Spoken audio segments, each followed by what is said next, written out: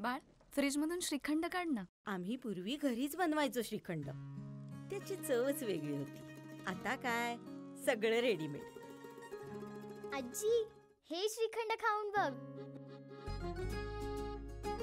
आज तुझ्या आईनं घरीच बनवलं की काय? हे आहे गोकुळचं श्रीखंड. अगदी जिभेवर रेंगाळणार. जिभेवरच नाही तर मनावरही रेंगाळणार. गोकुळ श्रीखंड, मनावर रेंगाळणार. गणपती बाप्पा मोरया, पुढच्या वर्षी लवकर याच्या जयघोषात देवगडमधील 11 दिवसांच्या बाप्पांना निरोप देण्यात आला. देवगड इथं ठिकठिकाणी 11 दिवसांच्या बाप्पांचं मोठ्या थाटात विसर्जन करण्यात आलं.